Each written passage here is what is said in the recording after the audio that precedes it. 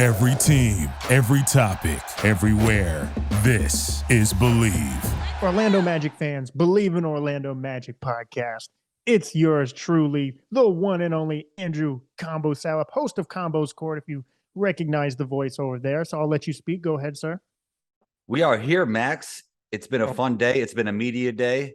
The MVP in full effect, Combo's Court in full effect, the Believe Network in full effect. Shouts to them. And I'm excited for this season because it's about to get started. There you go. That's the voice of Combo's Court. Then myself, Max Van Auken, the host of the Max Van Auken podcast, the MVP. You are correct. It is media day. The NBA season is definitely on the way here. This is kind of getting the juices flowing.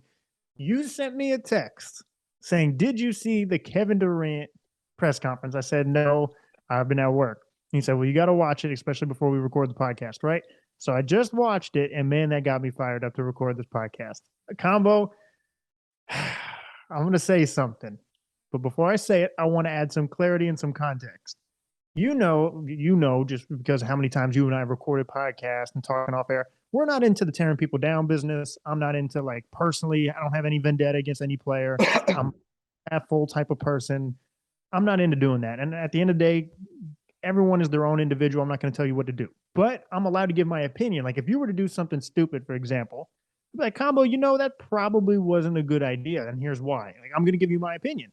But you always make great decisions, by the way. We don't have to ever worry about that. But the case is this. Combo, I watched that press conference. I even have a pen in my hand. That's how you know I'm serious. I watched that press conference, and that infuriated me. I've interviewed Kevin Durant. I think he's one of the most skilled basketball players of all time. This has nothing to do about with him on the court. This has to do with Kevin Durant probably making one of the worst decisions a superstar has ever made in all of sports. He left so many championships off the table. And there are three things that he said that really bother me. Stable, so stability, championship, culture. All three of those things, Golden State had the best of. No one has a better culture right now in the NBA than Golden State. No one is winning more championships right now than Golden State, and nobody is more stable right now than Golden State. And you left that. So you, in my opinion, you have no room to then all of a sudden complain that you don't have that there. Like, you chose this situation. And I just feel like there was a lot of finger pointing. There was like, they could have done this, they could have done that. I never heard one time I could have done this. I could have been better. Like, you just got swept in the first round by the Boston Celtics. This can't all just be on everybody else. You created this environment, and you're supposed to be the guy in the environment. So if it all goes like this, you're the mastermind behind it all. Why is there no accountability as far as I? And I'm not saying he's LeBron, but at one point in time when he was beat LeBron, right? A lot of people are like, oh, he's better than LeBron. He's better than this. Okay, so if you're going to be in that type of conversation of the best player in the world, then you're going to be held to those type of standards. And when I watched that, it infuriated me. Yeah, I will say he had some well thought out answers. The thing that I would say not quite infuriated me, but as a podcaster, I kind of like to read in between the lines, and I could probably hear some things that others can't hear. So when he said he didn't like the way the team handled adversity when he wasn't playing, was one of the reasons he wanted to leave. So he didn't want to handle the adversity of his team not wanting to handle adversity. Two wrongs don't always make a right. So I found that kind of ridiculous. Come on, man. Come on, Kevin. Be better than this, Kevin. Honestly, in honor of media days, for anyone listening to this podcast, my homework assignment for you would be this. Go back to Kevin Durant, Oklahoma City. And I understand people change over time. Situation matters. That all matter, right? Ever since he went to Golden State and he had the criticism of the whole world saying you just took the easy way out, that those aren't real championships, whatever the case may be about how you feel going to Golden State, it clearly affected him. Because ever since Golden State is when you got the burner accounts, when you started him going at it with media members, it always feels like he has something to prove. And now he goes to Brooklyn and he feels like he has something, like it's always this. I'm not a therapist by any means. I'm not someone who's a psychologist. I'm not going to say he has these insecurities, but it doesn't take rocket science to observe ever since he left for Golden State, he's been a different person when it comes to his involvement with the media. Is that fair to say? It is. And you spoke about the word culture, and I think there's only a few teams in the league with it. I think it's the Warriors. I think it's the Spurs. I The think it's Heat. definitely the Heat. I mean, the Grizzlies and Toronto are right there on the borderline of it because they're a little bit younger. But he was pointing to things that he wanted in a team that usually has great culture. Now, the whole thing about the Nets were you have to assume going into that situation that great culture isn't built. So basically, you're trying to defy the odds and out talent teams with more culture than you. So you to just point to things that are usually built by culture, I think is a little ridiculous. So yeah, those things that he was talking about, he had to know that they weren't going to be in place. Like they just threw this team together. It just it's frustrating me, man. And honestly, is like I said, I'm never gonna be like, oh, you should or shouldn't do that. Now, personally, I do think it was a weak move, so to speak, when it comes from a competitive standpoint going to Golden State, but it was a smart move because it's if you just want to focus on playing basketball, okay, Golden State clearly is the place to be because you have a culture. Steph Curry's gonna answer the tough media questions, you have great front office, you have like that's the perfect place for you to be Kevin Durant, and it was. But can you name me, and we'll stick to the NBA, we don't have to go all of sports, even though I would say all of sports. Can you name me a player who has made a decision that has left as many championships on the table as Kevin Durant? That's an interesting question. No NBA championships guaranteed, obviously, but we can all, I think it's fair to say if Kevin Durant returned to the Golden State Warriors and they were able to bounce back a little bit healthy because they obviously had a lot of injuries when they lost to the Raptors. If they were to just be somewhat healthy, we could definitely say they had another championship or two left in them. Yeah, I would say so. I mean, he was the best player in the world, in my opinion, maybe outside of LeBron. So when you add him to one of the top 10 players of all time with Steph Curry and that culture they have with Draymond and Clay, yeah, man, I think they could have had even a crazier dynasty. And I know there's a debate if there's a dynasty right now. I believe there are a dynasty right now, even though part of the dynasty, Katie wasn't even there. I'm gonna button my shirt up all the way. I mean business this episode. Uh-oh. Yeah. I just can you let me just hold on, let me button this up. Can you name me? It doesn't feel right, but it means I'm serious. So can you name me one? You can't name me one player I would who's have to left. think about it. We did talk about this at pre-production, even though our pre-productions are a little short sometimes. Yeah, they are because we know how to just talk the talk. What would come to mind? People may say, "Well, when LeBron left Miami, well, clearly Wade had no more needs anymore. Chris Bosh wasn't the same player. Obviously, it was an aging roster. So I would say not LeBron James. You think of any championship, maybe Kawhi in Toronto? No, I mean they won that championship, but I don't see them going back to back. Like I'm thinking of all the modern stars because obviously Oh, I guess prevalent. I guess some would say Jordan could have had 8 if he didn't go to baseball.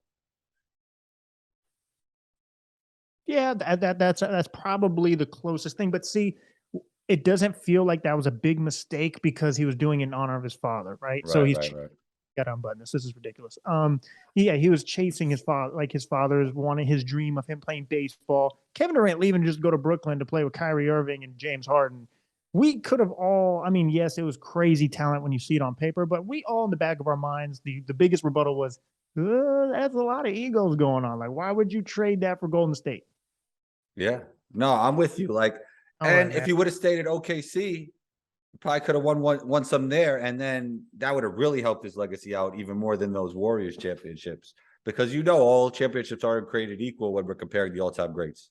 I'm saying, man, it just that's why, like, I understand, like you said, he did have some well articulated sentences, some good answers, but I'm like, man, I'm Yeah. not buying this because I don't have any sympathy when you're in a perfect situation. You leave to go to a situation that's definitely not perfect, and now you're worried that it's not perfect. I'm like, I think if you're one of those people that had the theory that they came to an agreement just to reset the leverage so they could trade him at a later date, I think your theory looks better now after that press conference, right?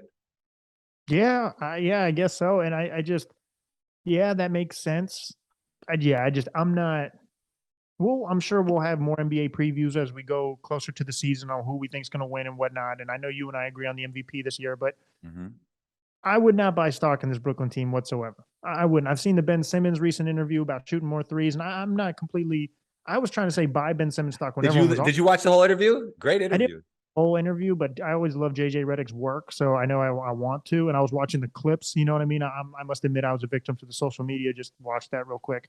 But Yeah, you know what it is? Like sometimes with these interviews, you don't get the whole gist of it with all like the Yeah. clips because a lot of it is very clickbaity, especially when they start repurposing it on different people's platforms that have nothing to do with JJ Redick. You know, it's kind of like the Russell Westbrook, Pat Beverly thing that was taken out of context, in my opinion. I don't think I've heard anybody talk about this because Pat Beverly said that tough conversations will be had.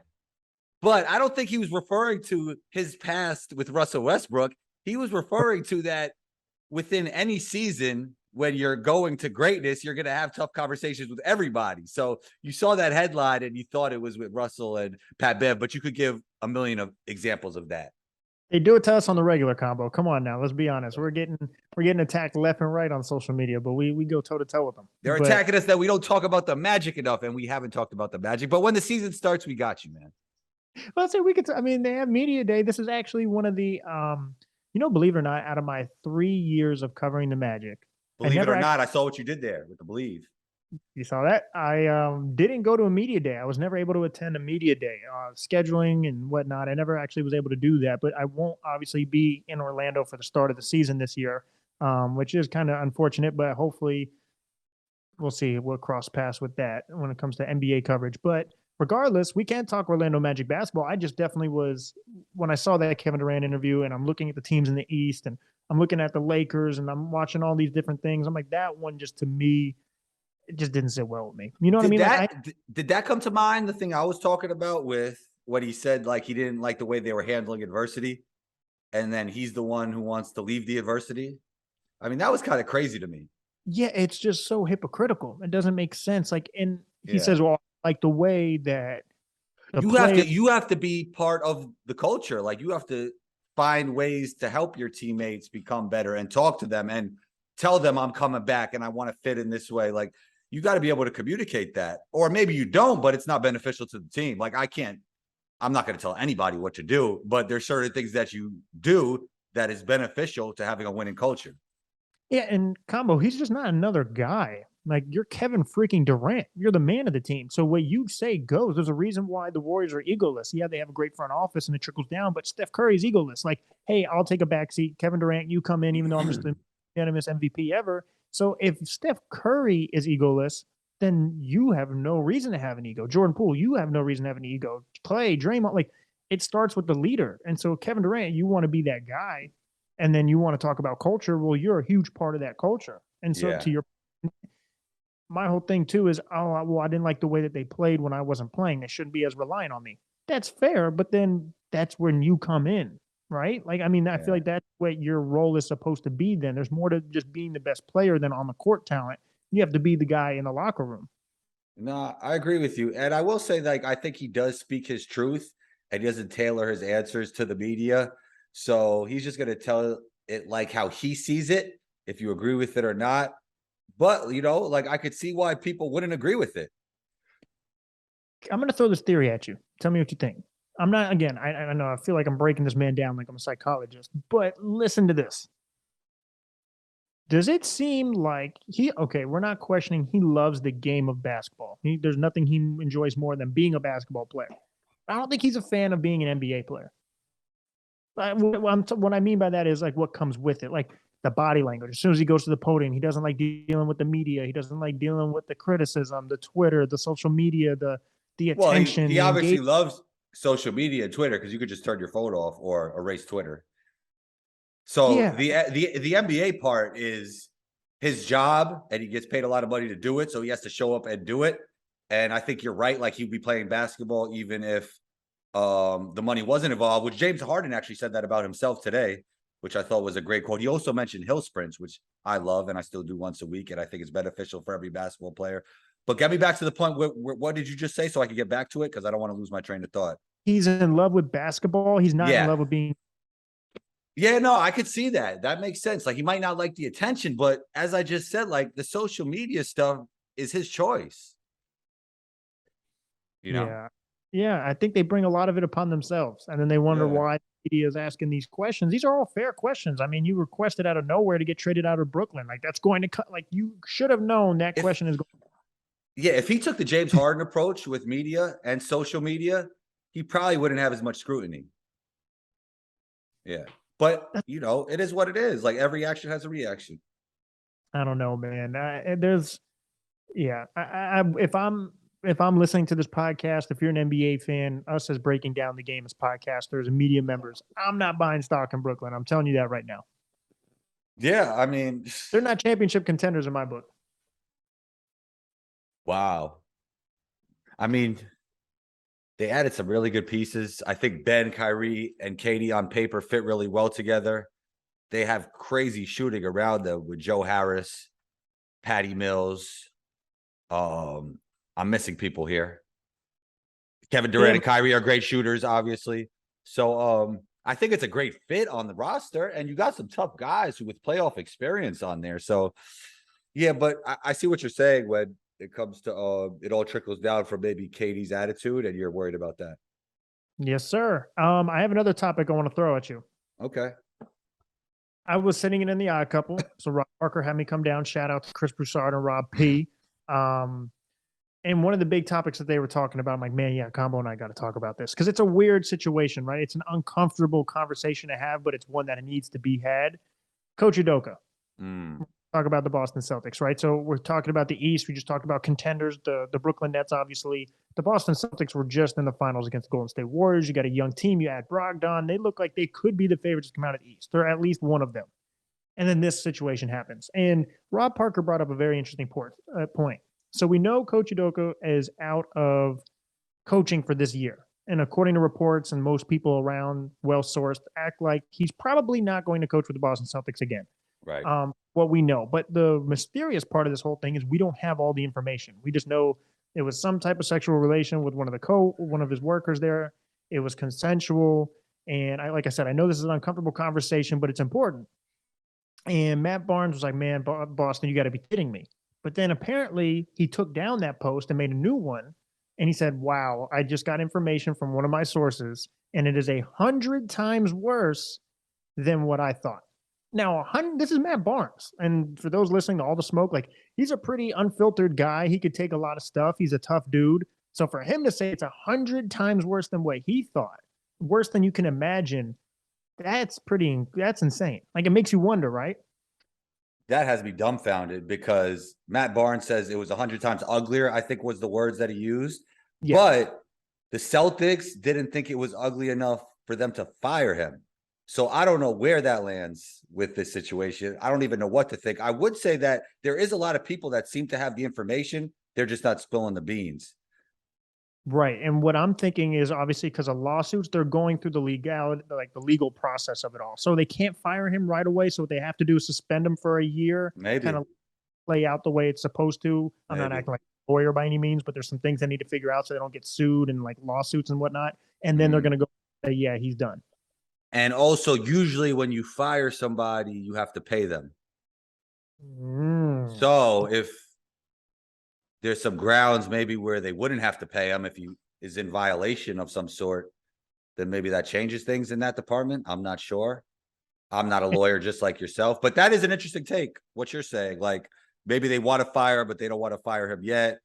But like that nuance right there with Matt Barnes saying it's 100 times uglier and the Celtics not firing him, it's like, where does that land? Like, yeah, what's really going on? And they obviously can't release anything else more right now, but we do know, I'm probably going to butcher his last name, the interim head coach, Coach Joe Mazzulla. Yes, I think I'm pretty that's good.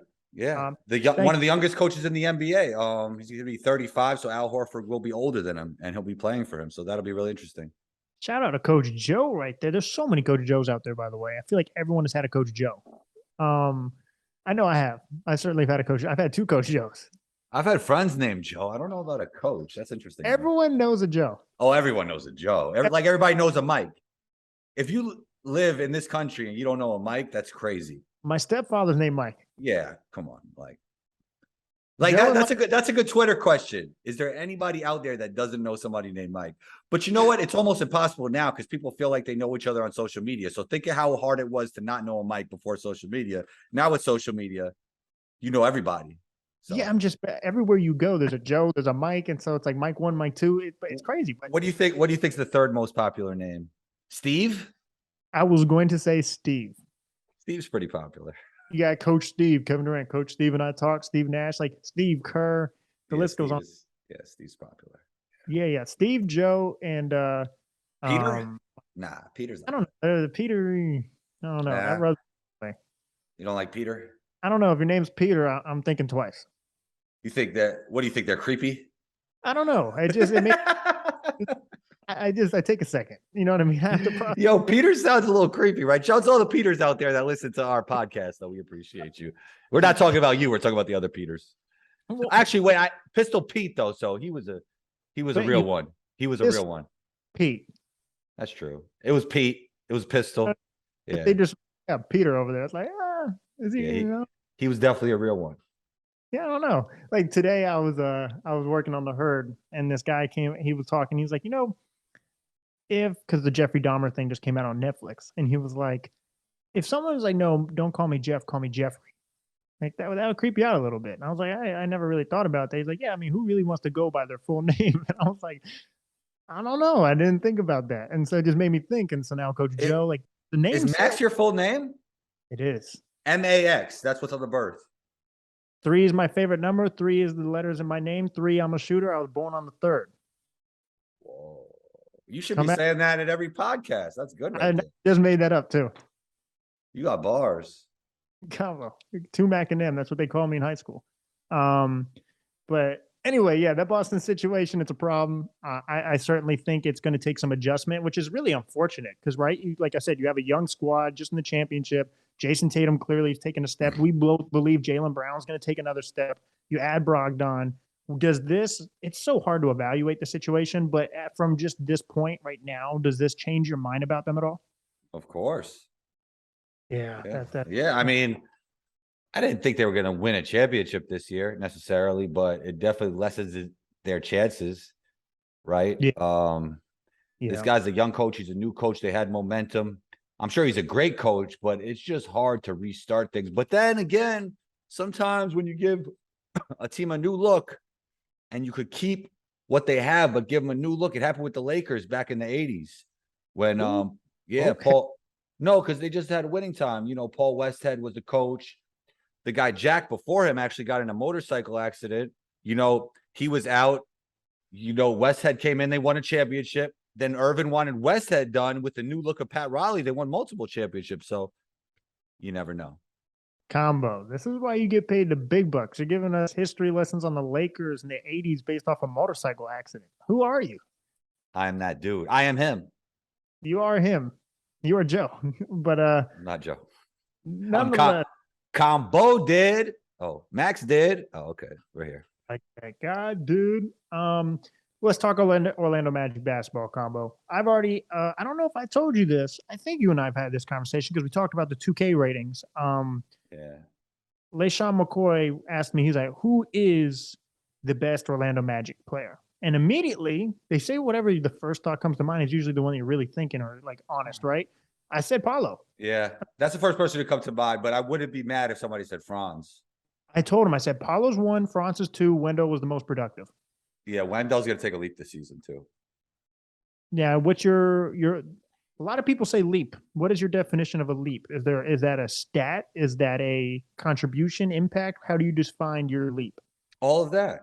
And also perceived impact on the game. Once you start doing it for more than a whole season at that level, because he continued to get better and show new things. And once he could show it throughout the whole season, which he did a pretty good job of last season, and then you start winning, a perceived leap might be even more important than the actual leap, like what people are seeing, because he's already been good and he's already been getting better for a while now. I like that. I'm currently going to tell you right now, because like I said, there was team photos on what's going on. Obviously, media day, interviews. Trying to see if there's anything else that stood out. Cole Anthony, T. Ross is still on the roster. Jonathan Isaac. What are your expectations for him? I get asked that question a lot. I know Chris and Rob asked me that one time. They're like, can Jonathan Isaac be that guy if healthy? And it's hard to give that type of answer because we always say, right, availability is the best ability, but he's positionless basketball in 2022. Yeah, no, he fits the modern big to a T. So it's all about health with him. And I think he could come back. He just has to come healthy. Like people have come back from his injuries and played really well before. Torn ACL, I've had 2 of them. So I know that if you work hard at it, if you enjoy the process, which I know is a cliche, You know, you can find other ways to get better. You know, you're watching the game, you're improving other parts of your body through weight training and different types of training. You take a step back, you have perspective. There's different things you could do. It's almost like if you injure your right hand, you work on your left hand. So the obstacle is the way, Max, and I think he can come back. You're a part-time motivational speaker. I've come to grips with that. The basketball philosopher combo.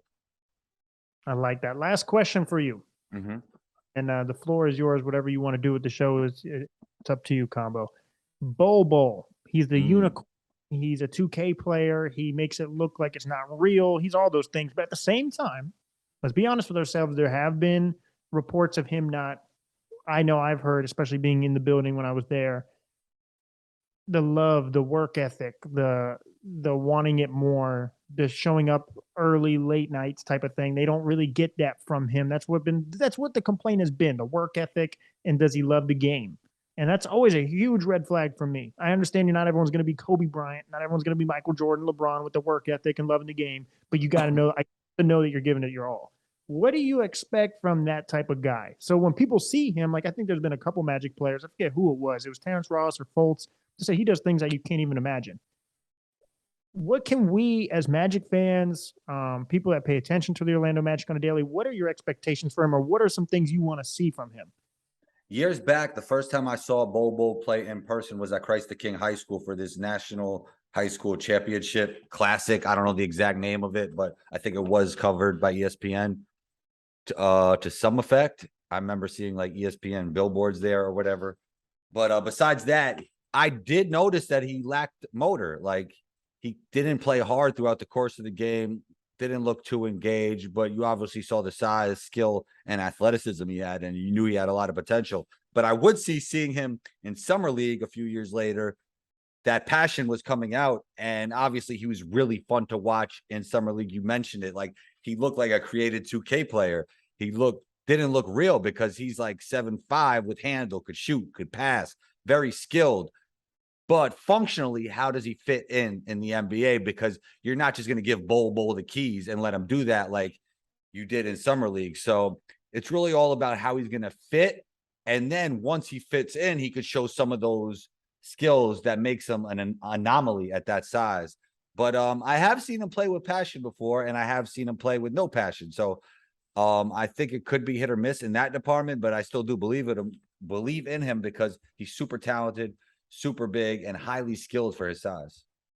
Combo, this could be one of the best podcasts we've recorded. Yeah, we keep getting better, man. Yeah, I mean, from a basketball standpoint to a humor standpoint, I don't know if it gets better than this. Yeah, I don't know. It's crazy. How are we going to top this? It's crazy. I don't know. Next episode, when we give our, I don't know if you want to do it next episode, so I won't give that tease, but we'll have our whole NBA breakdown coming up. Coach of the Year, Defensive Player of the Year, MVP, champions, all that stuff. Yeah, that'd be fun. Should I sign us out of here? Floor is yours. Listen to the MVP podcast wherever you listen to podcasts. His name is his brand. You could listen to Combos Court, same place, wherever you listen to podcasts. It's Max_Van_Auken on Instagram. It's 12 Combo on Instagram.